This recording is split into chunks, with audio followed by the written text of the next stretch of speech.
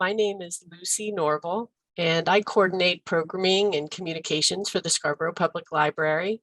And I'm so honored to welcome you to Climate Change, Awful Realities, and Hopeful Solutions.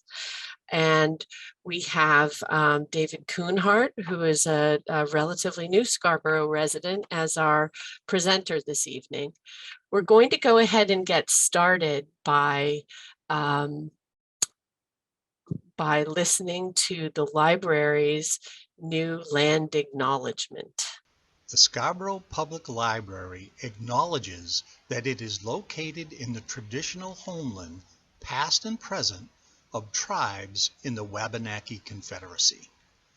We recognize and honor the current tribes who comprise the Confederacy: the Penobscot, the Passamaquoddy, the Maliseets, and the Micmac, who have stewarded this land throughout the generations.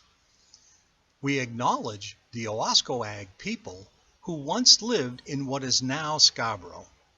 We respect the traditional values of these tribes and support their efforts for land and water protection and restoration.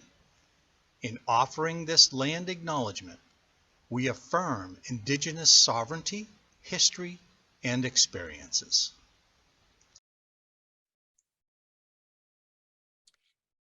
Thank you. That was read by Alan Paul, who is a member of our Board of Trustees and a member of the Maliseet Nation. Welcome tonight to Climate Change, Awful Realities, and Hopeful Solutions. I want to introduce three people to you, and I'll introduce our speaker last because he's going to take over the screen and show you lots of interesting images. My colleague, Haley Posey, is with us tonight. Haley is an adult services assistant, and perhaps you've seen her at the reference desk. And she is also a real student of climate change and knowledgeable about it. And we also have Walt Novi with us. Walt is with Citizens Climate Lobby, and David is going to tell you a little bit about Walt's role in this program tonight. And David Kunhardt joins us, and he is also a member of Citizens Climate Lobby, and he's a Climate Reality Leadership Corps presenter. He's the retired CEO of SolEd Benefit Corp, which arranged solar for schools and cities to save them money. And he's a member of the Portland, Maine chapter of Citizens Climate Lobby with Walt, and he serves as a liaison to Senator Angus King. David previously served Citizens Climate Lobby in the Marin County, California chapter, as well as the Marin Time to Lead Climate Coalition. And in Corte Madera, where he lived from 1996 to 2021, he served as an elected member of the town council from 2018 to 2021 and on its Climate Adaptation Steering Committee. David and his family relocated to Scarborough in the spring of 2021. And so David, welcome to Scarborough, and thank you for being here tonight. Thank you so much. You did your research. I'm not surprised. And that was an extensive introduction. I really appreciate it. Before we start, I wanted to do a couple things. Walt has been a citizen of Scarborough for longer than I, and he made the warm introduction for me to the library and suggested that this happen. And so I'm really totally delighted. And he and his wife Janice have grilled me and questioned me and improved the presentation that I'm about to make, I think, rather substantively. Walt is going to be listening, monitoring the chat. And if anybody has an immediate question, a clarifying question, so I misspoke or said something very confusing, please put a question directly into the chat at that point, and then he will pick that up and interrupt me. I'm going to try to pause, and there are two different sections of what I'm going to do. First, I'm going to talk about those awful realities, And then I'm going to pause and take some questions in, and any pushback, any skepticism, any what about or you missed statements, and then go into the solutions, which cause me to be much more hopeful these days. And then have another deeper time to have Q&A and engagement at the end, if that's all right with everybody else. So Lucy and Haley and Walt all have license to interrupt me as they choose, and Haley has some great questions. But just before I share my screen, I wanted to put the first question that somebody sent into the library in advance. What are some ways that people can take action that makes a difference for the Earth? That's a great question. That's what I've been thinking about since about 2007, which is why I went into the solar business, to walk the walk and not just talk about it, and then started working with Citizens Climate Lobby. And I hope that my presentation as a whole answers that question. Now let's see if I'm able to share my screen successfully and share. And can you see that? All right. All right. Now, as this indicates, I have had training by the Climate Reality Project, and some of the images, not all, many more of the images these days I created, but also Citizens Climate Lobby since 2013. It's a nonprofit, it's bipartisan, it truly is working to help people gain the ability, the confidence and the ability to influence public policy. So let's go. Do we have any hope of having a non-polarizing conversation about climate change? This is a question that I got in my last presentation to folks in Tamworth, New Hampshire. And I think that it often appears as though it's impossible to have a non-polarizing conversation about anything these days. But I think if you really listen to what's happening with public opinion and pay attention, that it is possible to have a non-polarizing. And the new political landscape that exists around climate gives me hope. And what is that? Well, the folks who have been polling and actually establishing what is the public attitude towards climate for more than 10 years are at the Yale program on climate change communications and George Mason University Center of Climate Change Communications. And they have been doing properly scientific polling of citizens across the United States. And a decade ago, those, what they call the 6 Americas of attitude towards climate change, those circles were very much aligned with one another. That is, there was, about 20% who were alarmed and 20% who were concerned, and there were 20% who were dismissive, and similarly, 15% or so who were doubtful. There's always a few in the middle who are just the Alfred E. Neumann, what me worry, I can't engage. And so you have to acknowledge that those are existing. But the important thing about this is that now, as of 2021, 3/4 of the American public are cautiously concerned to alarmed about climate change and global warming. And it's really less than 20% who are in the it's not real category. Can we pay no attention to them? I think it's always risky to say ignore some folks, but it is not a either or an equal two-party system as far as attitudes towards climate change. Indeed, in the House, there has been a Climate Solutions Caucus for a number of years, and a year and a half ago in the Senate, a Democratic senator, Senator Coons from Delaware, and a Republican senator, Mike Braun from Indiana, got together and said, let's have a Climate Solutions Caucus. This is serious, and they are growing that in a rather Noah's Ark fashion, 2 by 2. So there are 4 Republicans, get that, 4 Republicans, 3 Democrats, and 1 independent, our own Senator King, and Senator Collins is on it.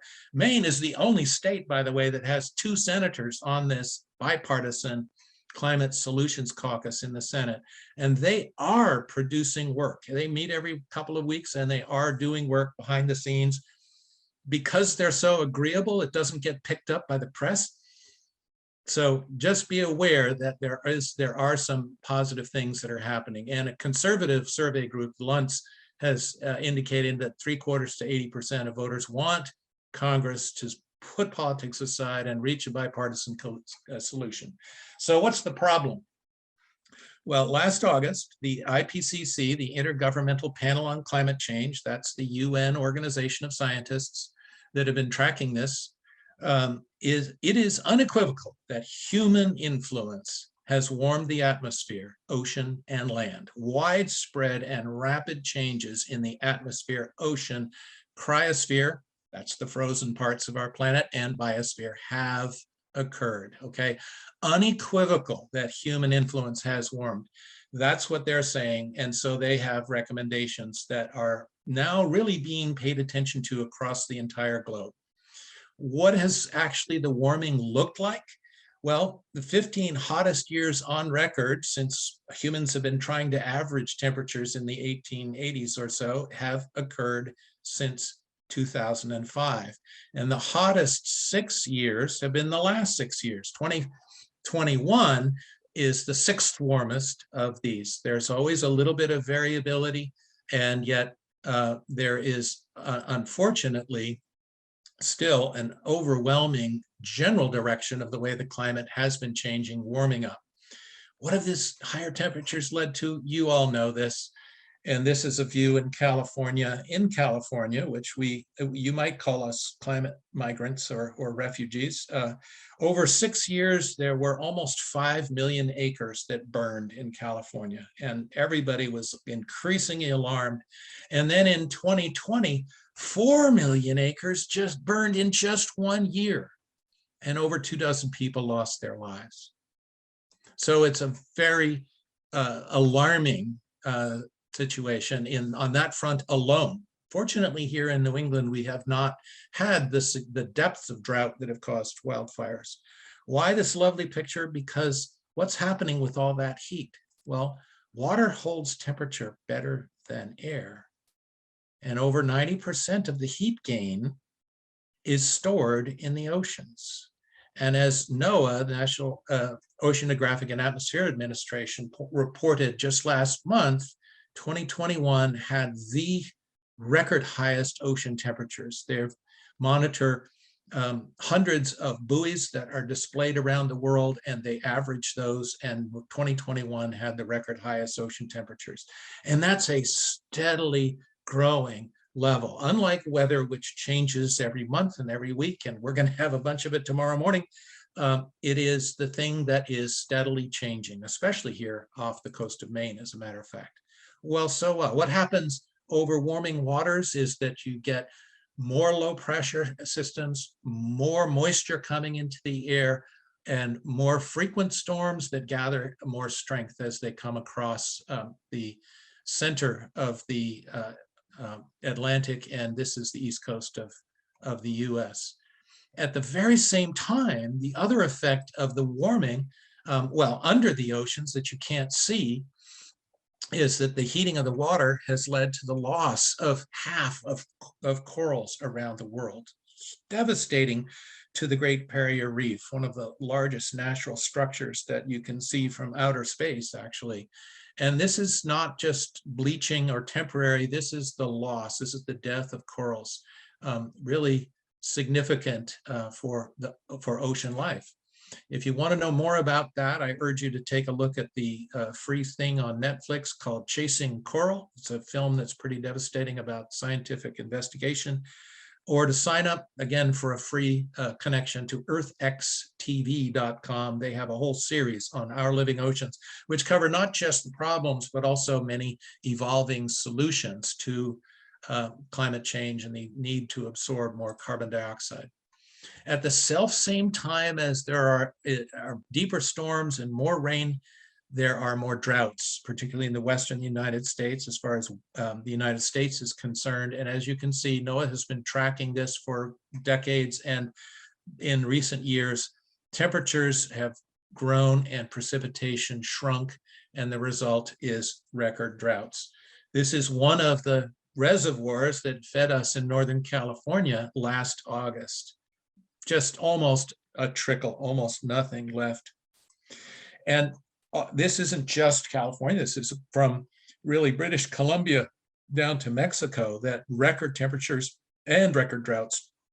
Do you remember there was a brief couple of days where in British Columbia and Vancouver and in Seattle and Portland, Oregon, it was 115, 116 degrees, and it was higher than that temporarily in Canada.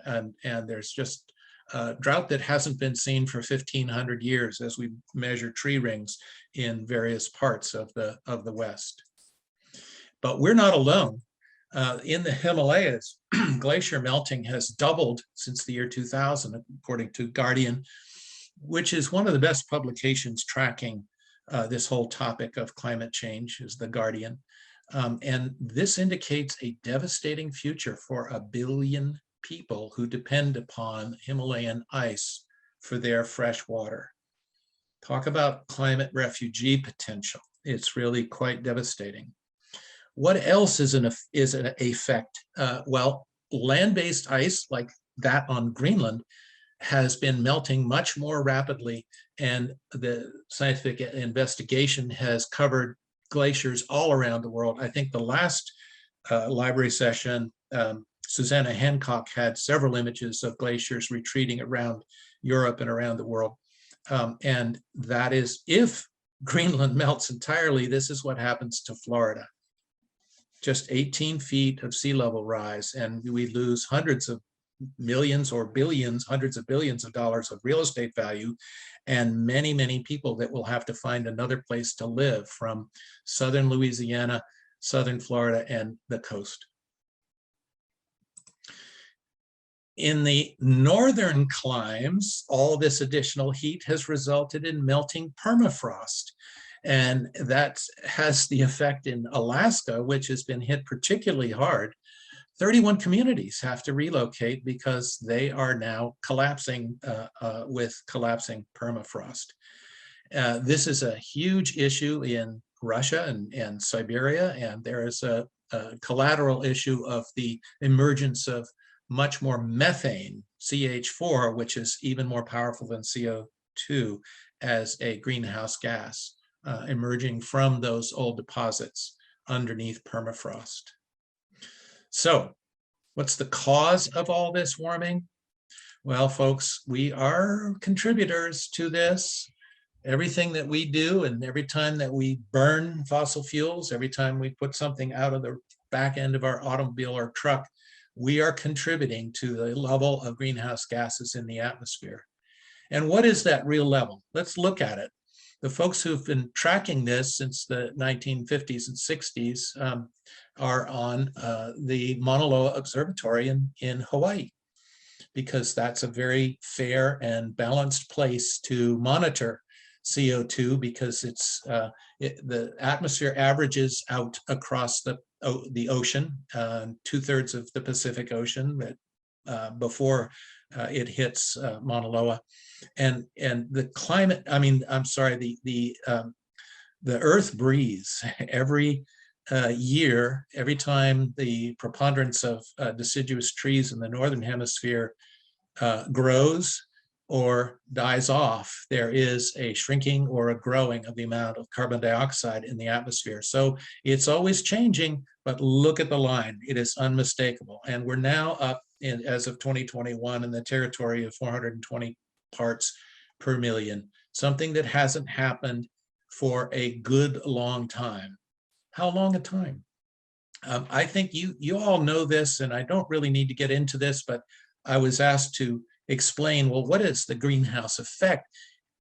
Those greenhouse gases form a thin layer in the atmosphere, which act just exactly like the glass in the top of a greenhouse. It lets in light from the sun, and it doesn't let out the long wave radiation that is the heat from the sunlight that normally would escape into outer space. There's one thing that's dramatically inaccurate about this image, and that is it gives the image that there's a very thick atmosphere. The atmosphere that surrounds us, the breathable atmosphere that surrounds the Earth. I wish I could be in a room and ask you this question in person. How thick is that? How deep is that breathable atmosphere? Well, it's only about 10 miles deep. So the distance from where Lucy and Haley are sitting in the library to downtown Biddeford is the thickness of the breathable part of our atmosphere. That's all. So it really is a lot more sensitive than we might think. Now, how long? Well, this is a chart that goes back 400,000 years. And for those, I've had a couple of questions that say, well, doesn't the climate change all the time? Isn't it always shifting? Yes, it does. It doesn't carbon dioxide change all the time? Yes, it does. And reading 10 miles of thick of ice cores from Antarctica, we have been able to measure the tracking and tracking over time the increase and decrease of carbon dioxide in the atmosphere. And this represents about the time of our last ice age. But look what's happened since the Industrial Revolution began. It's off the charts. And this in looking at this a little more deeply, this is the same 400,000 years. They've been analyzing really 800,000 years. The same pattern has happened over 800,000 years. And scientists believe that it hasn't been this high for 3 million years plus. So this is really the place where we should focus. CO2, yes, I showed you the curve. It goes up and down, and it correlates very closely with global temperatures going up and down. See how those curves are very, very similarly related. And with sea level, looking at the geologic record around the world, that's different from the ice record. The geologic record can reveal the sea levels. And you see that almost exact images of one another, except for now. And what's happening now? What's happening now is that unlike all of this time when CO2 was at 250, no higher than 300 parts per million, all of a sudden we're up at 400 parts per million. My question for you is, will these other graphs of temperature and sea level meet up with this upward trend of CO2? That's the fear. And those who are tracking this most closely say the following: the last time that the present level of CO2 were reached, the oceans were about 65 feet higher than they are today, 20 meters. That's the present level. This isn't our CO2 by the year 2050. This is the present level of CO2, and there's almost nothing we can do immediately to keep it from going significantly higher than 420 parts per million. And what happens if the sea levels are 65 feet higher? Well, I attended a sustainability meeting of the town of Scarborough just yesterday, and they're looking at what happens with 1 foot of sea level rise.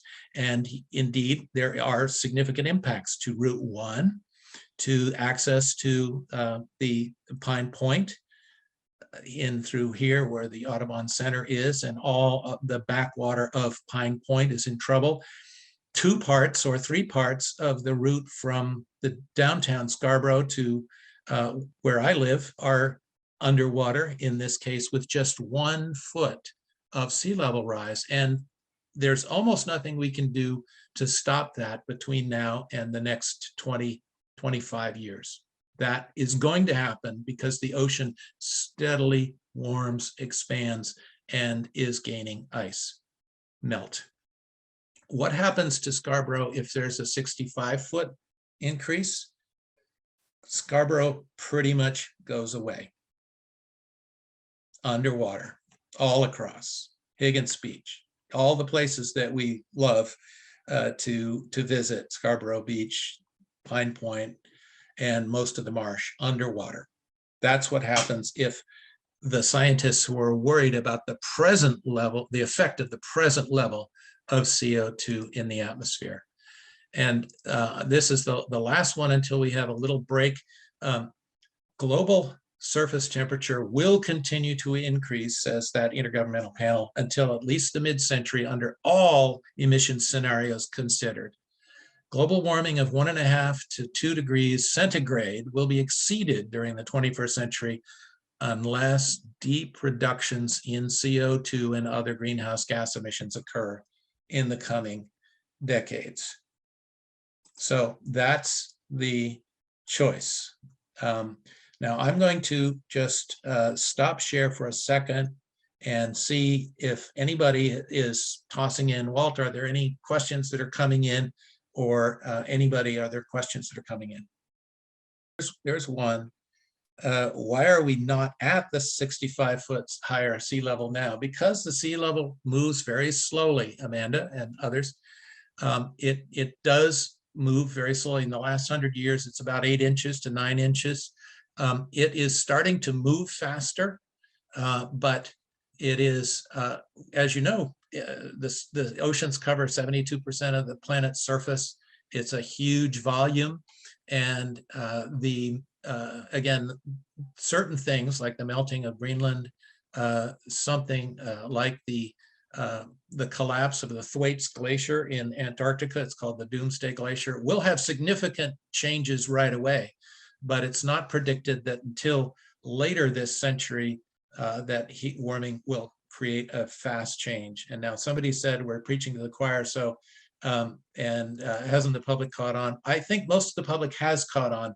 And so let's roll to, okay, what can we do about it?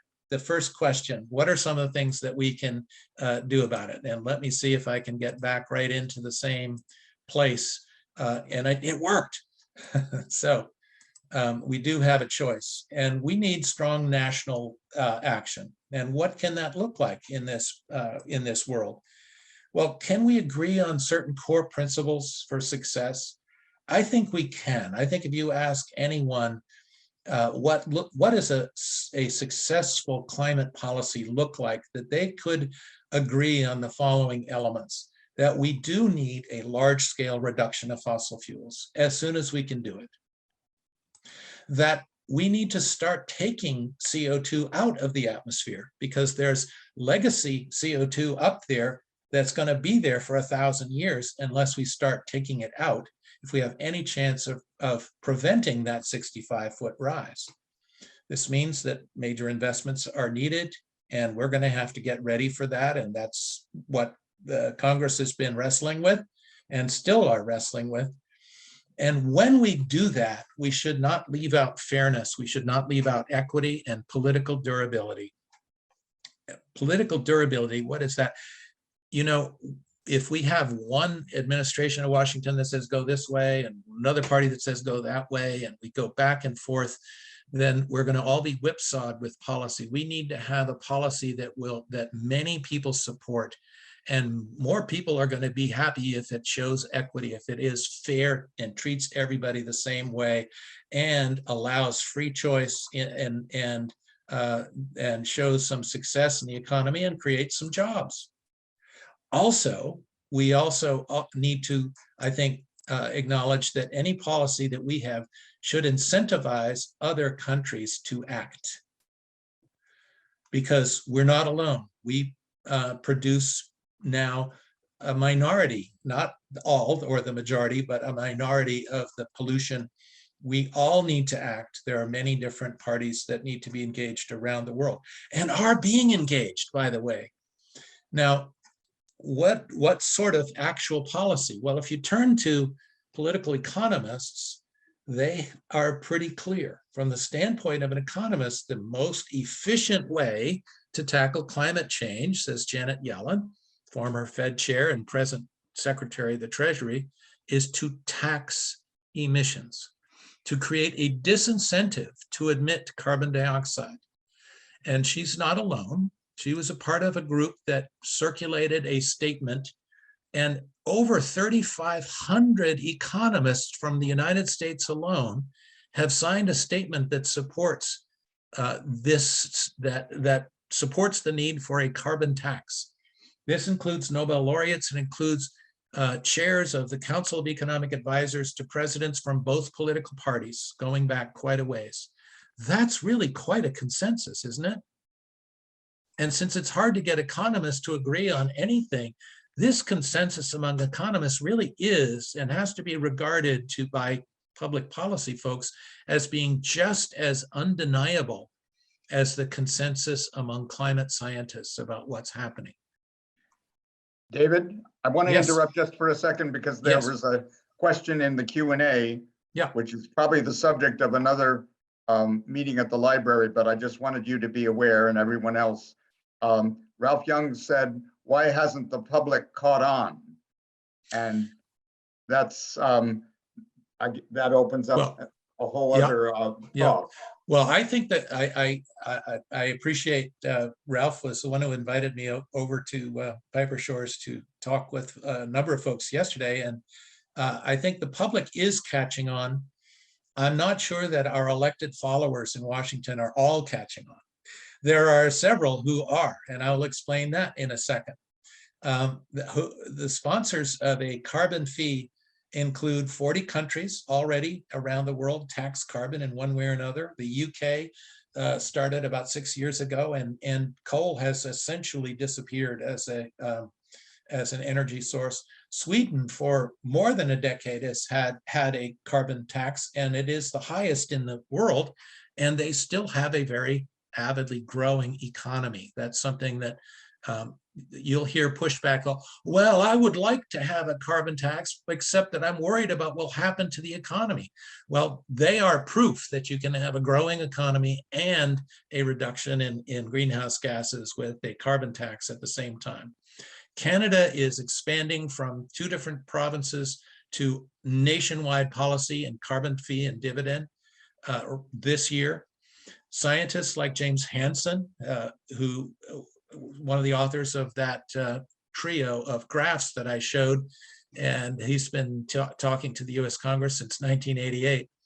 The former secretary, the late George Shultz, former secretary of several different departments in the federal government and advisor to Republican presidents, the wealthiest businessman in the US, Elon Musk, all of them have said carbon tax is the answer.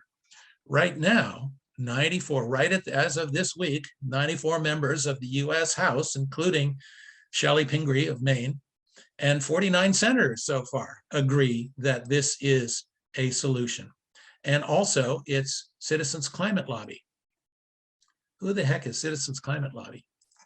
Well, we are a bipartisan grassroots volunteer organization who are creating the political will to address climate with a national carbon fee and dividend. We used to do it in person for a decade. The organization is 13 years old. For a decade, we were meeting every year. And the last time that were in-person meetings was 2019, before the pandemic. There were 1,200 of us who were gathered for a conference for 2 days and then lobby meetings. We had 529 out of 538 members of Congress meeting with us or their staff.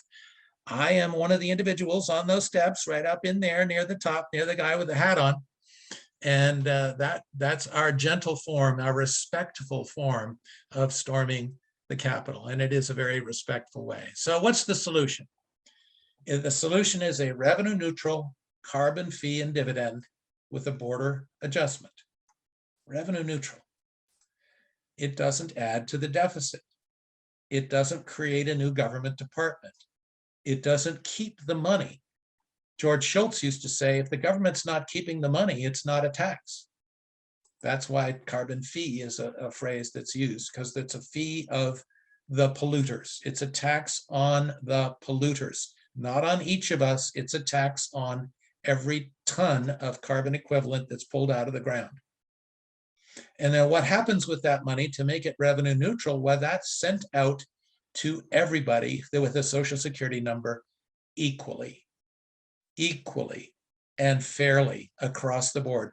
It's not only those who are doing solar energy or only those who are driving electric vehicles or only those who are doing this virtuous thing or that virtuous thing. It's out to everybody equally. That respects freedom of choice and it respects fairness.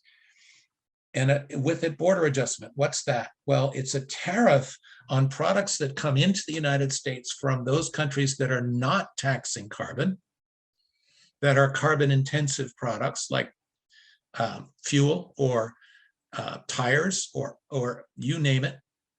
if those products want to be sold to the biggest economy in the world, in the US, they have to either have their own carbon tax or fee or pay us at the border. Which would they prefer to do? They would prefer to pay themselves with the carbon tax. So this is a very contagious policy, the border adjustment. And how does it exactly work? Well, it is, as I say, a tax on energy companies that are pulling coal, oil, gas out of the ground or importing it into the United States on a per ton basis. It's recommended that it's $15 a ton in the first year, and that it goes up every year by $10 a ton per year to send a really clear signal to everybody and not cause massive disruption and pain in the first year. I was asked a question of, well, what is $15 a ton? It's about 10 or 11 cents per gallon on a gallon of gas if the oil companies pass through 100% of the fee that they're going to be paying. They don't have to do that if they want to compete with one another and say, well, we're only going to charge you 7 cents more or 6 cents more or whatever they come up with. Then what happens with that money? The Treasury writes checks to everybody, individual checks like Social Security checks that go to every single individual equally. And those individuals will start making their own decisions about how to spend their money and whether or not to have a heavy carbon footprint personally.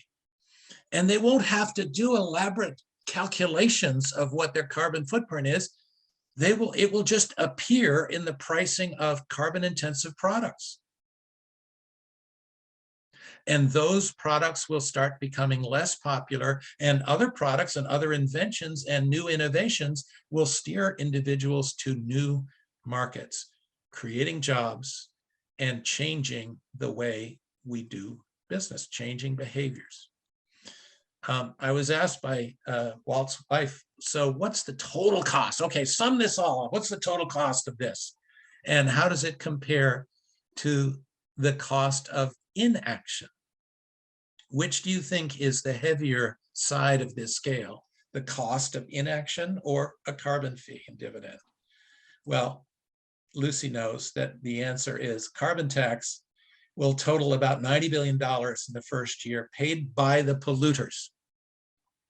And if we don't do anything, we have climate disasters that are adding up to more than $300 billion a year, paid by everybody already. So we're trying to take those heavy costs that we're all paying now, and by the way, effects on our health, and put those onto the source of the pollution. Here's Noah's summary. Yeah. Excuse me, I'm just going to interrupt a second. There was another question in the chat from Mary Ellen. She asked, when will this happen? When will this happen? If Congress acts on it. It's a proposal, it's a bill. It's a bill that's moving in through Congress. Even if you hear that Congress is doing nothing, you hear that the Build Back Better Act is gone. And it is indeed gone as a phrase. Build Back Better Act is gone because Joe Manchin killed that.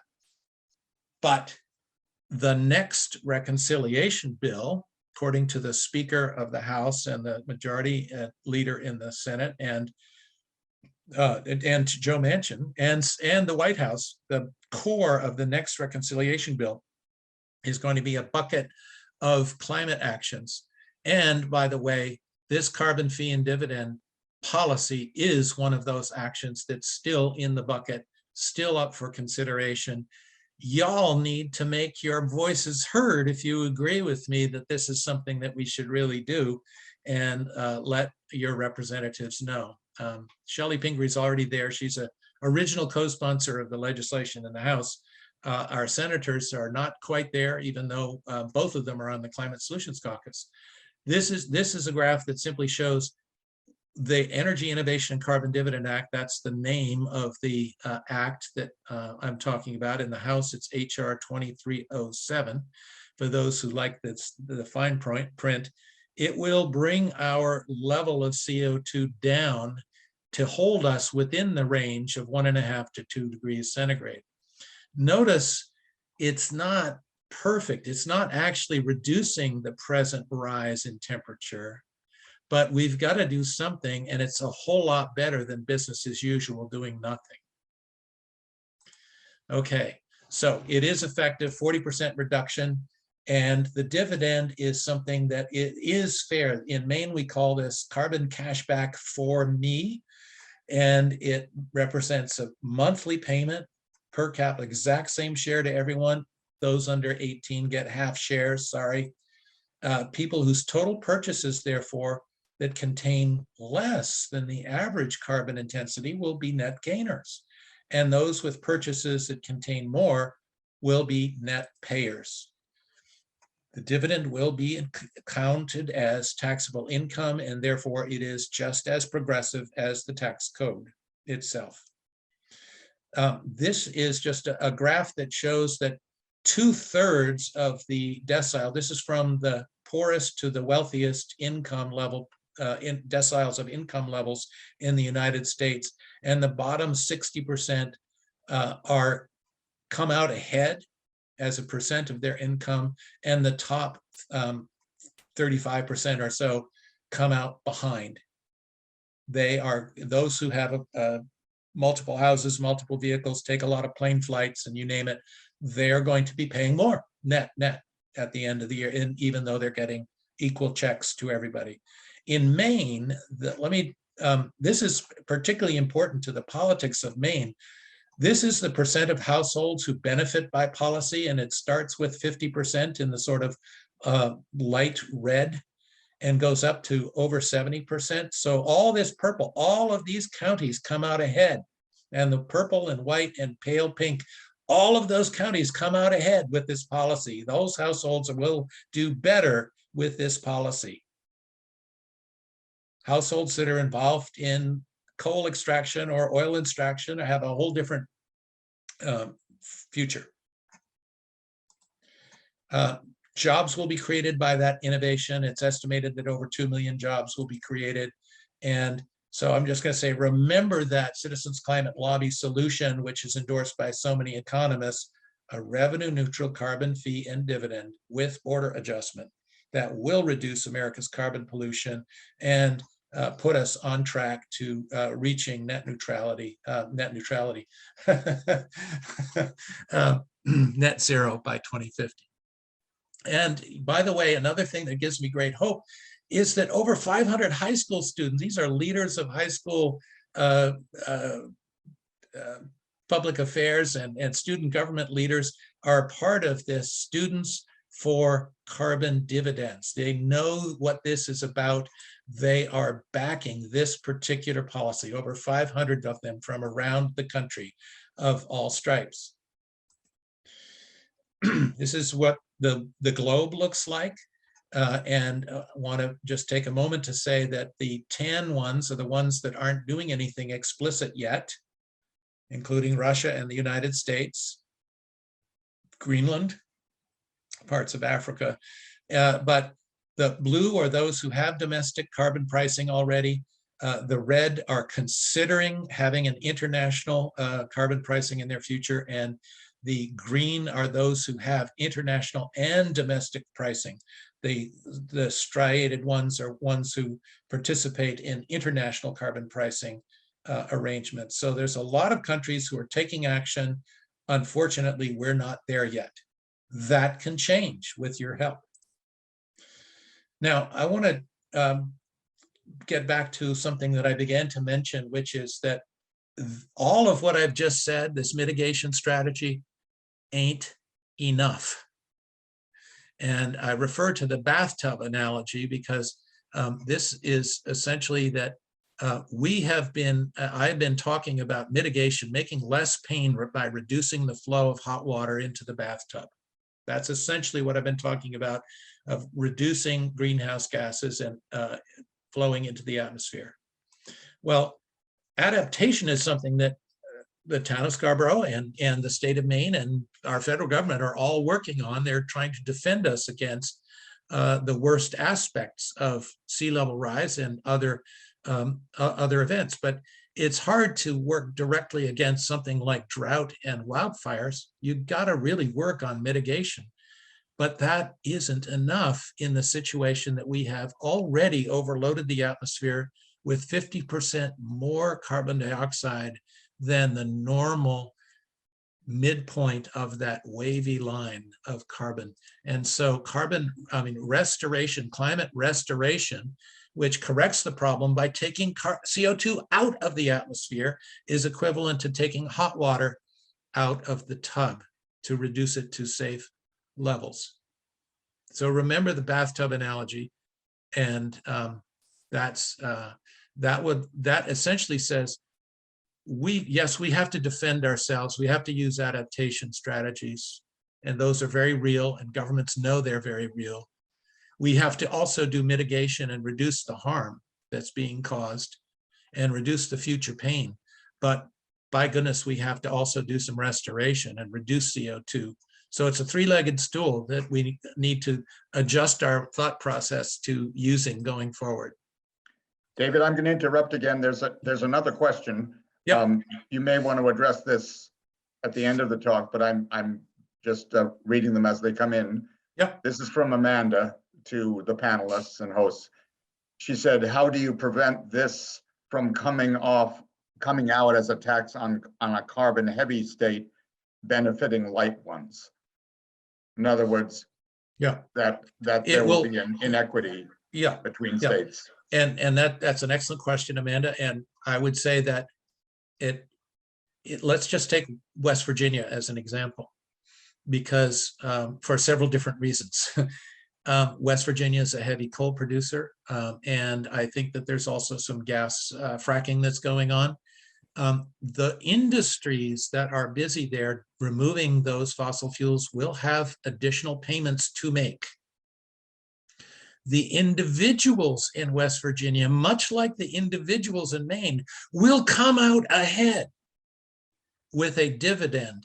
If we let's say, some people, particularly on the left, will say, okay, let's put in a carbon tax, but let's take the money and give it to clean energy. Well, if we did that, that is unequal. It's virtuous, but it's unequal. Taking that money from the fossil fuel companies and giving it to my solar company or somebody else's wind company sounds great, and it makes some people happy. Frankly, we don't need it, because solar and wind are already less expensive as energy producers than any other source in the US. But it takes time to grow them, and we're trying that. So let's take the money and make a fair distribution across the entire population that is being affected by the health impacts, which are very bad in West Virginia and so forth. So yes, some company owners and some job changes will happen. That is inevitable. Is it a necessary cost? We need to make this transition away from fossil fuels. We need to do it. That's what the Intergovernmental Panel says we need to do. There will obviously be disruptions. There's a lot being done to take care of that. And some of the members of the Senate and House are looking at that. And when they get a hold of this piece of legislation and put it into the meat grinder, the sausage maker process, they will start making compromises and giving more to former coal miners, etc. That's just human nature and political nature. So thank you for that question, Amanda. It was a good one, and one that is being considered and worked on. Now let's just take a breath. Are there any others live wire questions right now? Or because I'm going to go on to individual solutions if you don't mind. Two live questions just came in quickly. Yep. One is easy to answer. Is there a Scarborough chapter of the Citizens Climate Lobby? And the second, and yeah, the closest chapter is in Portland. I can answer that. And the second question was from Mary Ellen. Are there still subsidies going to fossil fuel companies? Alas and alack, yes, Mary Ellen, there are still subsidies. One of the oldest tax subsidies that dates from 1913, the beginning of the federal income tax, benefits depreciation on money that's used for exploring for fossil fuels in the ground. It is a very long-lasting subsidy. It's a very expensive subsidy. Some will complain about the expense of subsidies to clean energy. The subsidies to fossil fuels have been much deeper, much longer, and yep, those need to go away. As a taxpayer, it just rips my heart out to be putting some of my money into the problem and supporting the problem. We've got to stop that. But you're absolutely right. Now let's just talk about some individual things. What can an individual do? Well, drive an electric vehicle, walk, ride a bike, put solar on your property, or buy a solar share of a solar farm, or simply use less energy. As Ralph pointed out yesterday, if the easiest thing we can do is simply dial down the thermostat and use less energy in the wintertime, dial up the thermostat and use less energy in the summertime, the kilowatt hour that you save is the cleanest kilowatt hour of all. Sign up for a community solar project. That's what we did to cover our part, most of our electric bill, and support the climate action plan that the state of Maine has, which is pretty strong. Another thing you can do is change your diet. And this is not small, because so much land in the US is devoted to the feeding of cattle and other animals that we consume. If you reduce your consumption of red meat, it will make a huge difference to the climate. One cardiologist who's quite famous about publicizing things that are best for your health says that to avoid heart disease and cancers, just eliminate red meat 4 times a week, 4 meals a week. And by the way, that will make a great difference for climate change. Let me explain how and why. What you might see as a yummy double hamburger, the Amazon sees as an opportunity to do business with the United States, and they're burning down large parts of the Amazon rainforest in order to feed cattle and grow soy that that serves the US market, and others who are trying to imitate the US market of eating hamburgers. We are also partly to blame for the devastation of the rainforest. It's not just certain political actors or bad actors in the forests. So that solution is pretty straightforward, and anybody can do it. Those who know cows and cattle know that this is actually a milk cow and not a cattle, not a steer that's aiming for the consumption of beef. So I apologize for that inaccuracy, but I hope you like the humor. Drive an EV. There are many different vehicles, high-end vehicles of all kinds. The 2 over on the right are ones that we happen to have ourselves in our household. One is a plug-in hybrid Kia Niro, and the other is an all-electric Volkswagen ID4. And there are some much fancier ones, the Jaguar, the Volvo, the Polestar, really great new company that was jointly developed with Volvo, and of course there's the Tesla.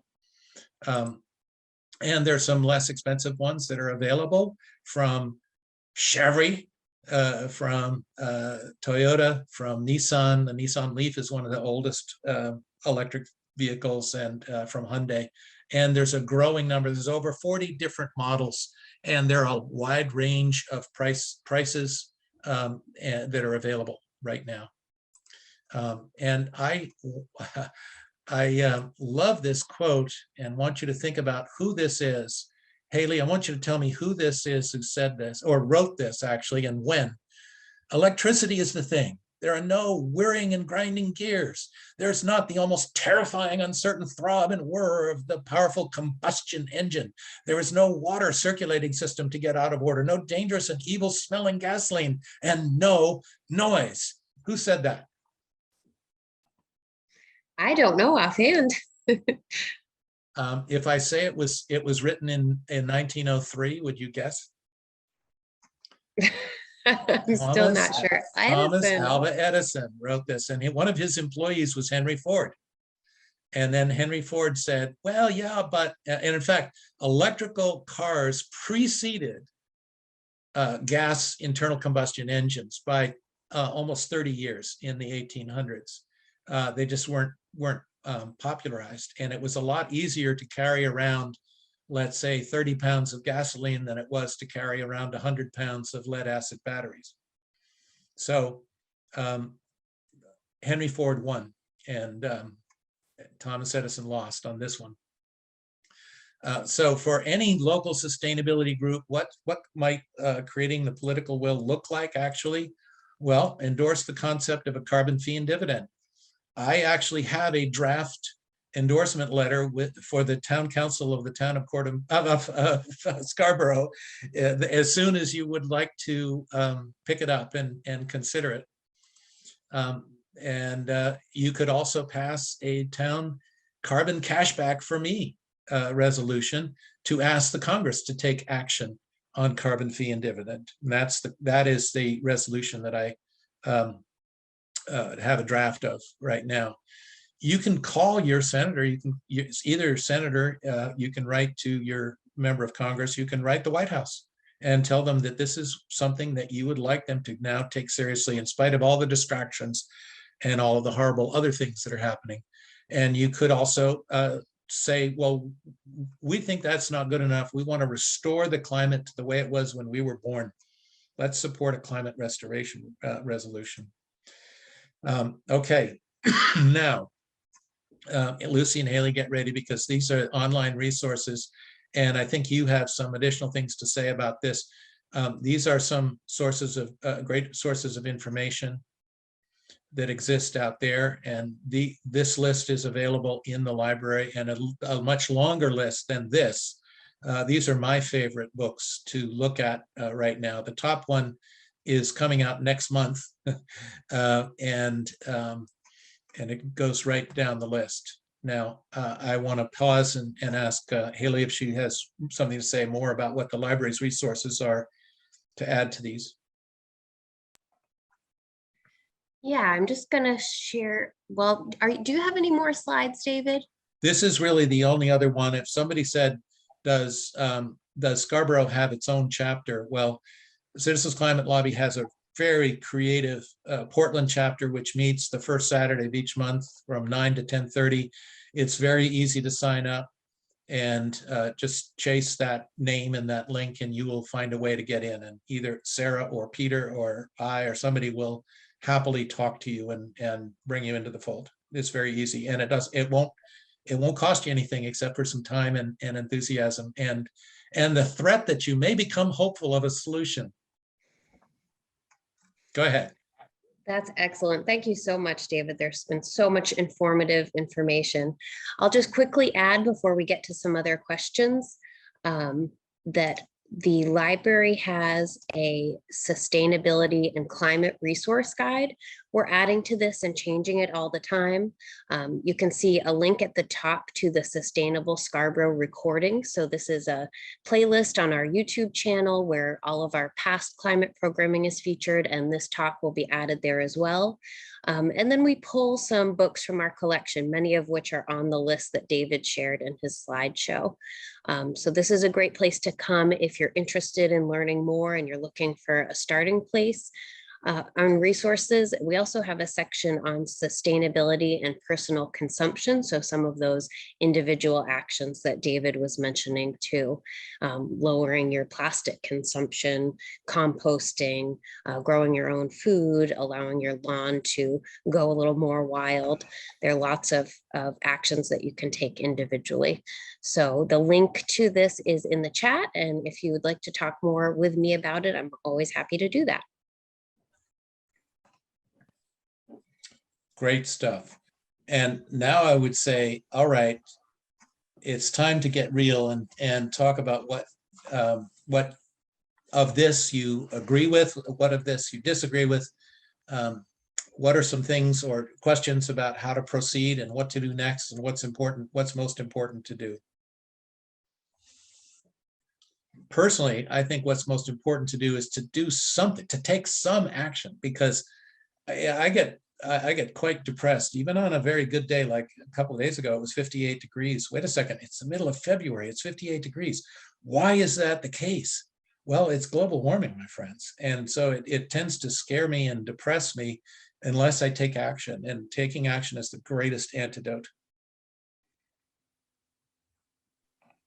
David, I'm curious how the Citizens Climate Lobby is looking at the promotion of this idea. I think the word tax is a kind of a loaded term. And so what are some ways that the Citizens Climate Lobby is thinking about promoting it on a broader scale to get more public buy-in without making people fearful of having to pay more?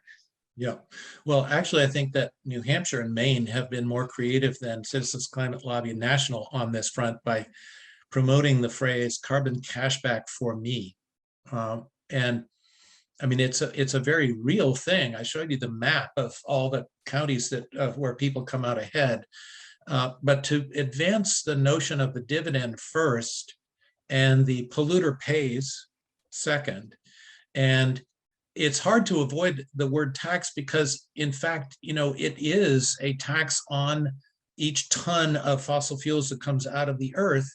And so we want to be honest about what that is, and that it will have some upward pushing trends on carbon heavy products and things in our economy. But we need to do that partly because all of us are paying through the nose for the consequences of not having this kind of a tax on the polluter. All of us have health consequences. All of us are suffering the change of the loss of the shrimp industry here, the changing nature of the lobster industry, all the different things that are going on as a result of climate change cost us every day, but they cost us in indirect and vague ways that we can't pin down. One of them is insurance costs. And you saw that the graph where over $300 billion a year in storm-related disasters. And those aren't just weather disasters. Those are 90% confidence interval things that are attributable to the climate shifting. Walt has just put in to the chat a very good reference from to Chase on this topic. But you are right. We have a challenge. I don't think we've handled the challenge well enough yet, although in Maine it's being handled better than elsewhere in some ways. And what we need to do, we have felt that what we've needed to do is persuade our elected leaders to take the action and explain it. Well, we really need to explain it, and so we have a group that's trained to do letters to the editor, a group that's training people like me to do presentations, a group that is taking a number of different types of actions around the state, and meeting with people who aren't directly in Congress, with the governor, with local officials, and bringing them up to speed. And that's why I, for one, have this resolution that the town of Scarborough can pass. And guess what? These are some of the communities that have, some of the 28 communities in Maine that have passed a resolution on carbon cashback for me. Saco, South Portland, Portland, Cape Elizabeth. So most of our neighbors have already passed this resolution. So we in Scarborough should take it up and pass it and not wait. And that will simply say, members of Congress, listen to us. And when we get into a meeting, when we get into a meeting with one of our senators, we have often gotten the kind of pushback, which is, all right, but who else is backing this? Okay, this is a great idea and you're absolutely right and you're handling this very well, but I want to hear from labor. I want to hear from business. I want to hear from the religious community. I want to hear from my constituents. And that's quite natural. So we have to just keep getting the word out. And even if our elected followers go along and pass this, we're going to have a huge public education job to do, because people will start getting checks in the mail. In fact, one of the devices that's in the plan is to start writing the checks 1/4 of a year before the tax goes into effect. And so before any impacts occur, people will start getting a check and saying, hey, what's this? This is your carbon dividend. This is where the polluter pays will come and benefit your household. And so, well, we have a lot of work to do on a lot of fronts, and you're right to put that challenge out there. What else? David, I wanted to mention that if people would like to ask their own question of you and be seen, we can click a button and your video can go on and you can ask your own question of David. So anybody who wants to do that, if you can just put that in the chat to the panelists and hosts, and we will bring you into the webinar so you can Lucy, ask your own question. Can you offer a voice but no vision if somebody is already in their pajamas or something like that and they don't want to be? Yes, we can. We All can. right. So either of those options are on the table. If you would prefer to ask your question that way, then in the chat. Yeah. Let me address a question that was asked of the town sustainability committee yesterday about wind energy. It is often said in the community that I'm in that the coast of Maine and the Gulf of Maine is the Saudi Arabia of wind. There's a lot of strong wind resource out there. And so we could access a huge GHG-free, greenhouse gas-free source of energy if we started developing offshore wind in a serious way. And there are resources to bring that ashore, utilizing the existing and enhanced grid. And by the way, as we electrify and as we have more electric vehicles and more electric heat pumps and other efficient devices to have clean use of energy, we will need to expand and strengthen the grid and make it smarter for all of us. So that is something that will require some investment going forward. But the question was asked yesterday, is Scarborough going to be a site for offshore wind or onshore wind? And so far, there haven't been any proposals for any onshore wind, and there haven't even been any proposals for offshore wind in the southern portion of Maine. It doesn't have quite as good a wind resource as the north, but it is absolutely a very efficient form of energy generation. Now, there's a question. Let's see if I can capture that question. I'm concerned that the checks you're talking about means we are still using fossil fuel at the current level. Well, Marianne, I think that the natural thing that will happen is that there are two sides of this policy. There's the carbon fee and there's the dividend, okay? It's going to take us a while to make the transition off of all fossil fuels, and the cost for each ton is going to go up every year. So we will be getting the same or more money as dividends for the same or less production of fossil fuels going forward.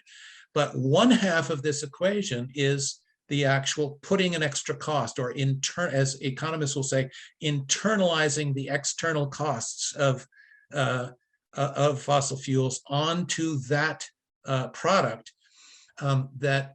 So putting more cost on it will make it less advantageous. It will make it less popular. Americans are extremely price sensitive, and government ought to be using the price signal to show that it is less desirable for us to be using carbon intensive products. And it's not just gasoline. There's a lot of products that are made directly out of those that will be affected. And so it will be depressed by the fact of the price, and then the check that we get will steadily be going up because of the increased cost. But eventually, wouldn't it be the best thing in the world that we get less money? Because that will have meant we're producing less CO2 in the atmosphere. Now, let's see, what percent of current products are carbon heavy? I have no idea. Will we need to provide aid initially to help businesses transition to more carbon neutral product development, that is especially small businesses? You know, that's an interesting question that is that Amanda has put forward.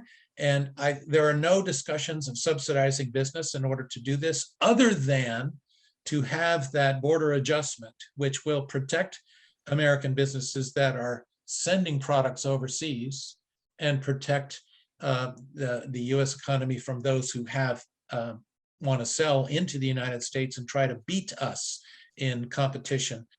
They won't be able to with the border adjustment.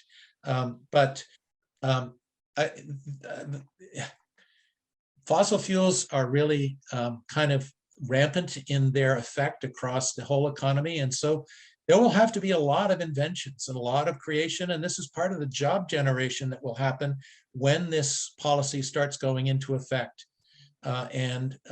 Free choice will make it different. You know, the same thing has happened as we have transitioned off of coal nationally. We're way down on the amount of coal that we use from a couple of decades ago. And we're way up in natural gas. I say natural gas, it's really fracked gas in most locations because of all the amazing innovations that folks have come up with to pull that out of the ground that used to not be thought to be possible. Americans are very ingenious of solving problems that they're faced with. And I am very confident that the business community will be solving those problems. And you know, small business that is now using a lot of carbon heavy products, well, maybe they should find ways to use less carbon heavy products. Your local gardening store maybe shouldn't be using the oil products that are on their plants, but rather organic products on their plants. It might be better for the bees. And so if somebody wants to speak up, please do. Haley asked me a really good question, which is apparently prevalent among folks around her in the library, which is that, okay, as we promote solar and including solar farms, is that going to endanger our productivity of farms? Well, as a matter of fact, I wanted to say a couple things about that. We have bought a share in a farm-based solar farm. A small portion of Tom Curra's organic orchard and vegetable farm in Knox, Maine is being used for solar. It's pretty much a rocky and unusable south-facing open area that has no trees on it, and it didn't really have any crops on it that's being used for a sizable solar array that we are benefiting from by virtual net metering here in Scarborough. And there are a lot of solar farms. The greatest amount of solar is going on rooftops and over parking areas and parking garages. There's a lot of solar farms that are going on disturbed land, including dumps and sanitary landfills. And that, although it's a little tricky to do that and do it right, there's good places to do it. And I want to congratulate the Audubon Society of Maine for developing a really sophisticated GIS system, what is that called? Geophysical information system that it has screens that identify the worst and best places. It's sort of a red light, yellow light, green light for solar around the entire state. And they've green lighted a lot of areas that are either previously developed or previously polluted by others or aren't particularly valuable as farmlands, and they've kind of red lighted those that really are very productive farmlands and shouldn't be used for solar. But you can in fact put ground-mounted solar in and have sheep and other animals grazing underneath and grow other things at the same time.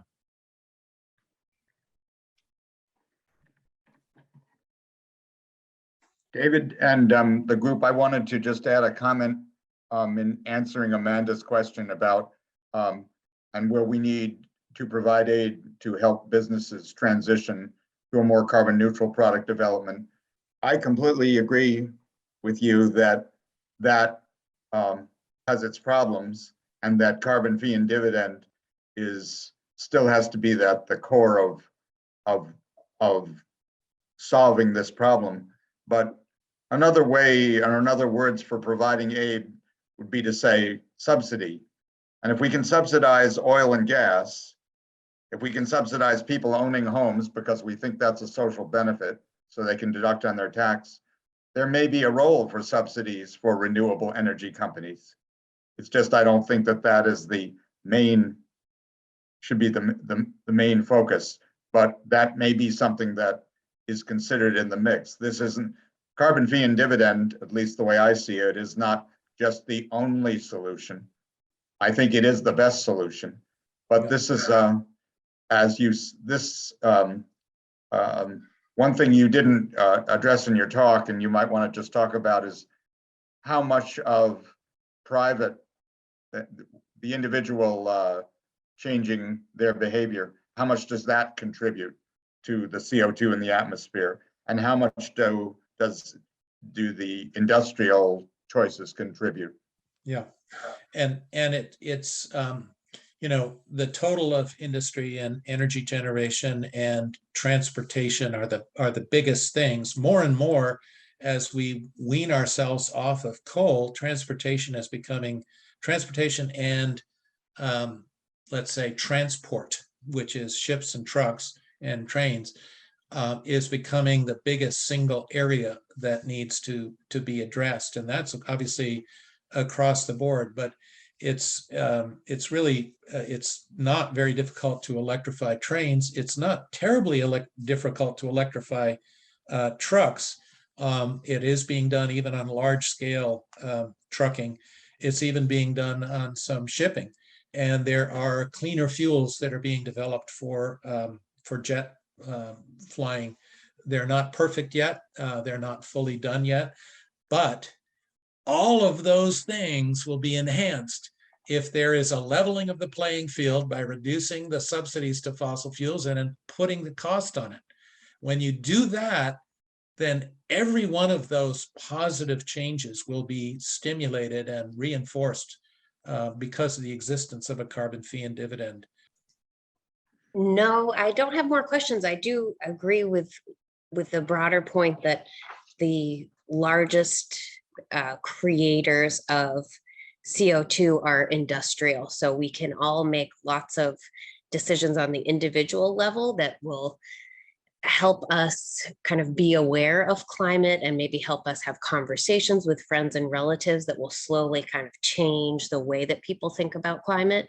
But if we want to make broader, more sweeping changes, then they have to be done on a level that will change those larger industries of transportation and fossil fuel creation and those types of things. But we can help. And, you know, one of the things that we can do, let's say locally, is when there's a new proposal that comes up for, let's say, I don't know, a new apartment building, or let's say by chance, a new large retail facility that wants to have a gas station on site, citizens should come forward and say, hey, guys, wait a second, time out.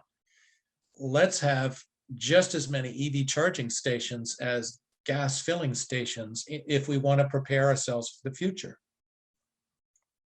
David, I'm glad you said that. One of the programs that we're hoping to have come up in our Sustainable Scarborough series is about electric vehicles. And we're working on trying to pull together something comprehensive.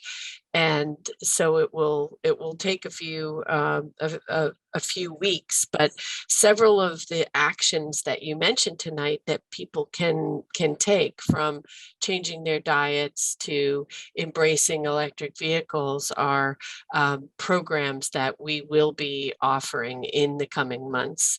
And I also would like to put in a plug for the library's EV station. I know you've charged your car there, David. We've had it for a while. We're very proud of it, and also of the solar panels that are on the roof of the library. And it's possible to see how they're performing and helping us out on our website. And we'll add that link to the recording that we're making of this program tonight. That's fantastic. The last time I tried to charge my vehicle at the library, there was a Tesla parked there were two cars parked. One was charging itself and the other was a Tesla that wasn't plugged in, but it was taking the parking space. So that's my little gripe. Well, as more and more vehicles come, we will have to create more EV charging, that's for sure. And the other thing I wanted to mention, just as a follow-up, you were referring to your own feelings of depression recently, and we have a program that's coming up on climate courage and mental health in about a month. Our library is doing a collaborative program with the Prince Memorial Library in Cumberland and the York Public Library. And we're bringing Dr. Ann Hallward in to talk on this topic of climate courage and mental health. And Dr. Ann is a practicing board certified psychiatrist in Portland, and she's the founder of Safe Space Radio, which has a number of podcasts,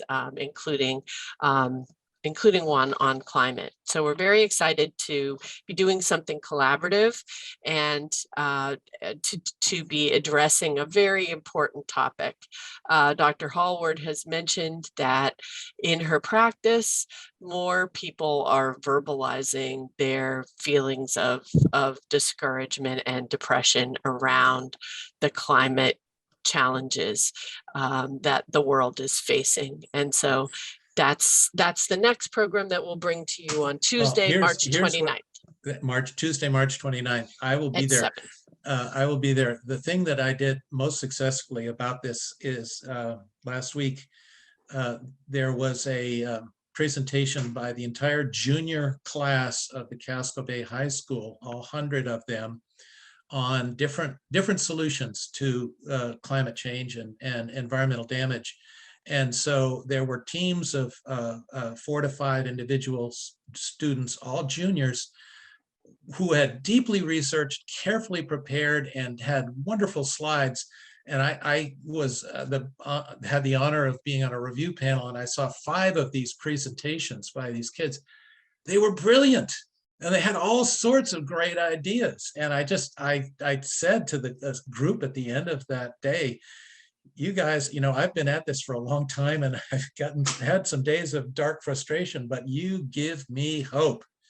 The students really get it. And one thing that, a couple of people have continued to harp on me of, well, one political party will never get behind this. Well, as a matter of fact, I've had a couple of conversations with members of our party. And when they start saying, well, I just don't know if this is something that's going to be popular, said, are you aware that 3/4 of young Republicans are very clearly in favor of climate action, deep climate action, and over 60% in favor of a carbon fee and dividend plan? If you want to have a future as a party and want those people to stay in the party, you got to start working on this. So that actually really gives me quite a bit of hope, is the strength of the voice of young folks across the political spectrum around the world and even in the United States. It's wonderful. Let me ask our participants if there are any more questions for David before we sign off for the evening. I want somebody to put up their hand and say, hey, let's hear or let's have a copy of that resolution that you want the town council to pass. I'd be happy to share that with anybody who puts up their hand and wants a copy of it. Sure. Well, we will offer, people are writing into the chat that they do, and people are also writing, Tracy has said, thank you, David. I think that was the best climate PP I have seen in a long time. Look forward to future presentations. So Tracy, thank you so much. Whoever you are, Tracy, thank you so much. I appreciate that. do share that with us, and we will offer it to people when we send out the recording, the link to the recording Okay. of your talk tonight. We'll encourage people to share it with their friends and the people who they're in groups with, and we will continue to share it here at the library. It'll be on our YouTube channel, and we'll share it on social media, etc. The link to the talk tonight. Okay, and if anybody has more interest in the idea of climate restoration, the next meeting of the main chapter of the Foundation for Climate Restoration will be at 4 p.m. on the fourth Wednesday in March. So it's March 23rd at 4 p.m., March 23rd, 4 p.m. And it just look up Foundation for Climate Restoration Maine, or get a message to me, perhaps through Lucy, and I will join you in that particular kind of fun. And thank you, Lucy and Haley, et cetera. You have a wonderful program going, and I really, really appreciate you including me in it, and I look forward to more parts of it. Well, thank you.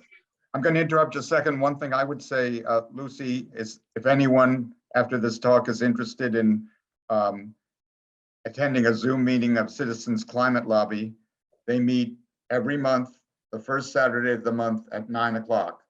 So if you want to, I guess I'm not sure what's the best way for people to get in touch, but that you just may look up, yeah, look up citizensclimatelobby.org, I think. Yeah. We will include that in the recording, and so people can go to the URL and learn more and figure out how to go to the meetings, Walt. And Walt, I want to thank you for introducing us to David. It was really, really terrific to have you come and speak tonight virtually, and we know that the talk will be heard by other people as well as the people who heard you live tonight. And I definitely also, in addition to thanking David and Walt, I want to thank Haley, my colleague, who has aggregated a lot of fabulous resources. And she just put into the chat the link to Citizens Climate Lobby Maine. Thank you, Haley, very much. Appreciate that. So I think we will say our goodbyes this evening. Thank you again to everyone who attended, and special thanks to you, David. And we will see you in future Sustainable Scarborough series programs. We're looking forward to it. Yes, me too. Absolutely. Thank you. Thanks, everybody. Thank you.